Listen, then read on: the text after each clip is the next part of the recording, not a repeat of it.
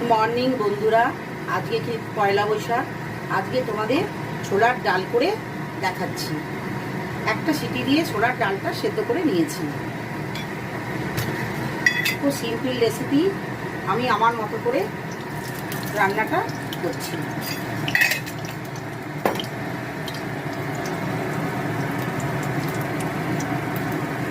প্রথমে কড়াইতে শুকনো লঙ্কা ফোড়ন দিলাম,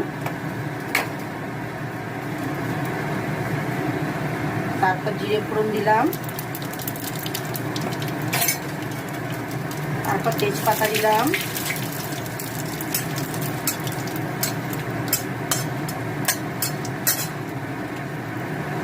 তারপর একটু হিং দিলাম,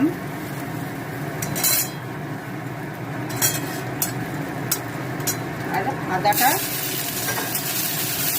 করে নিলাম। ভালো করে ভেজে নিচ্ছি।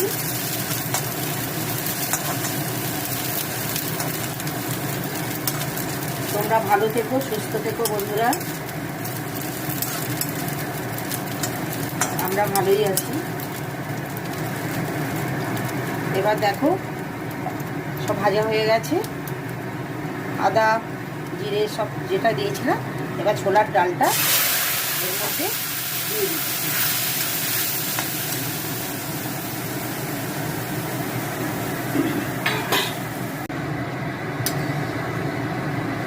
আমি এর মধ্যে গরম জল দিয়ে দিয়েছি। এবার একটু হলুদ দেবো,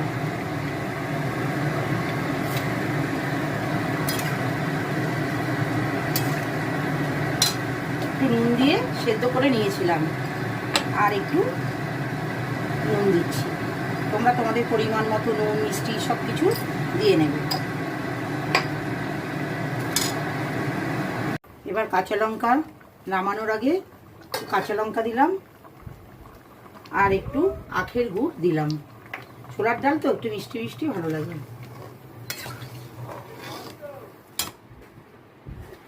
আর একটু ঘি দিলাম।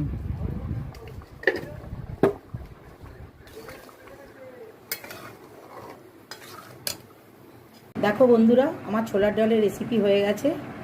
তোমরা এরকম বাড়িতে বানিয়ে খাবে। খুব সিম্পল সাধারণ রেসিপি, খুব সহজেই হয়ে যায়।